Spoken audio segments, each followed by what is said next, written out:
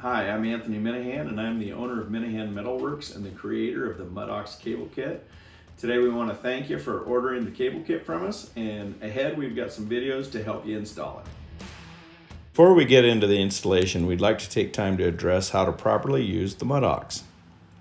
Always be informed on safe towing practices. Train employees to follow the practices.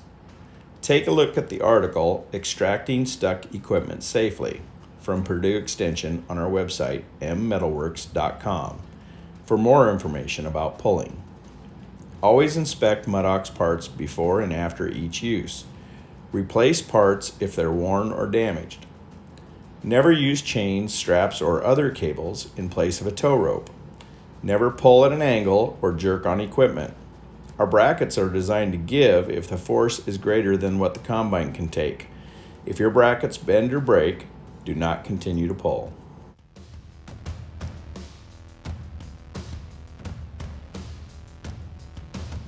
This morning we're going to show you what's involved in installing a John Deere combine cable kit, and what we have here is the pull brackets for the front and the hardware that goes with it.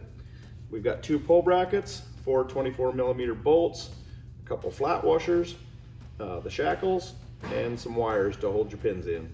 So next we're going to go ahead and do the install. Okay, we're going to show you which bolts you need to remove to put the MudOx bracket on.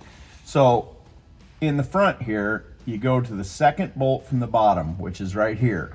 And we'll take this bolt out, and then you take the bottom back bolt out, and we'll get you a shot of that too here in a second. This is the back bolt on the bottom that you'll remove. And it's important to remember, you're going to need to use the original nut and the original machine washer that goes in the back. There's a little recessed machine spot in the back on each, the back one and the second one up from the front. That washer's got to fit back in that machining. Now we're going to show you how to mount this front bracket. You kind of got to twist it into place, so I'll show you here how it goes. So just angle it, get your top started in like this, and then just lift up a little bit, turn her right in. You got her. Now just stick the bolts in. So your top bolt, lift her up, shove it in like that. Your back bolt, we use this flat washer because the back hole is basically a slot, so we use that flat washer to cover that slot. Just like that. Use your original nut and your machine washer. Make sure that washer goes in that recessed spot. Put your nut on and tighten it up, both sides, top and bottom.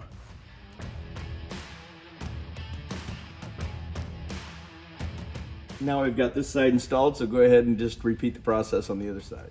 Now we're going to attach the clevis to the cable and then the clevis to the bracket. So we're just going to go ahead and get started doing that.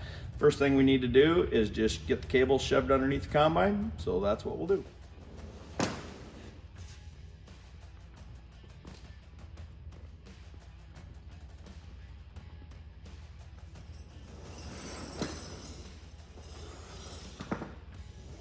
Now we'll just go ahead and slip the shackle through the thimble and then put the pin in through the clevis.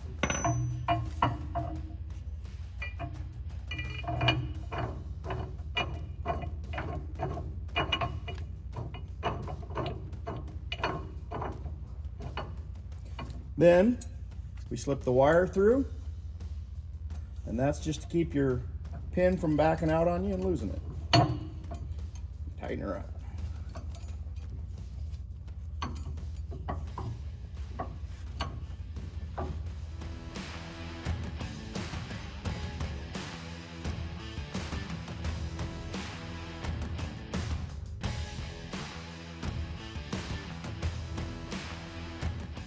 Now we're going to go ahead and demonstrate the installation of the rear bracket on a John Deere combine. So new for 2020, we've gone to this single 3/4 inch plate. And so to install that, you're going to need 4 20mm bolts. One will be longer than the other 3, and we'll show you why in a minute. Also, you've got 8 hardened flat washers, and we're going to use the existing nuts that we took off the bolts out of the back, and we'll show you how that all works here in a little bit. Also new for 2020, we've got these plastic cable stops that we're using in place of the bungees. So we're going to go ahead and take this cover off for your wiring back here. But keep in mind, one of the 4 20mm bolts that we're going to send in the kit is going to be longer than the rest, and it's for this location right here for this wiring cover. So just keep that in mind, that you got to put the longer bolt in the top here. So we went ahead and removed these 4 bolts in these 2 locations here. Sometimes you can get away with just breaking them loose and pulling them out. Sometimes you can't. If they don't come out, then you're going to need to put this jack in here and take a little pressure off the rear axle. So then when you do that, take a little pressure off and loosen 6 bolts, or how many ever you have on each side. Get them loosened up, and then you can get these bolts out, these 4 bolts, and then it'll free everything up to where you can line things up like you need to.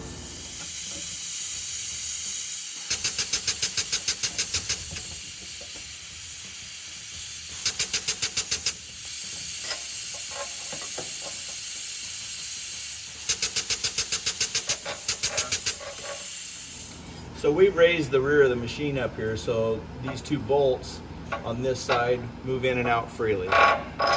So it's hard to get both sides even at the same time. So what we've done is we went ahead and put the score jack under here and got this side to do the same thing so it moves freely as well. Okay, so now we're going to go ahead and put a flat washer on your new bolt, just like this. We're going to slip it in the slot, raise one end of the bracket up, stick her through the hole.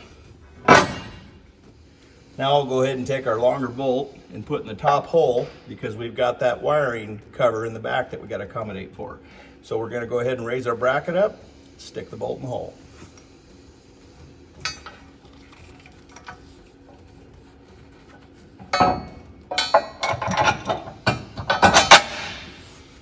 Now go ahead and put your other 2 bolts in, put the nuts on the back, tighten it up. Now after you get done tightening your rear bracket, don't forget to come back and tighten these axle bolts on each side.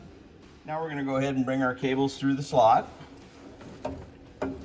And once we've done that, we'll pull tension on that. And here's where you're going to need a hand from somebody.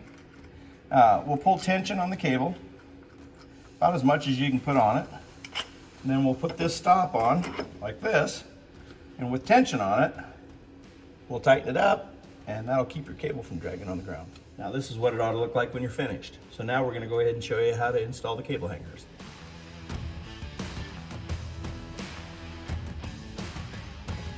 So here's how you put the cable hangers together. This would be the lower half, this would be the top half. You use the 1/2 by 1.5 bolt, come from the back side of the lower half, put them together like that, put a lock nut on, and tighten it up. Just don't tighten it so tight that you can't still move it like this. Next thing you're going to want to do is install a lock nut on the end of each one of these threaded rods.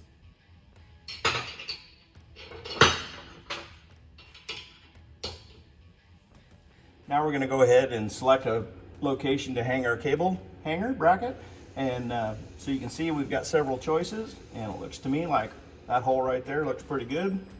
So we'll go ahead and put the cable hanger. Now we're going to go ahead and put our threaded rod through the hole of our cable hanger, and then we'll use this oversized washer on the back side, a lock washer and a nut, and we'll tighten her up.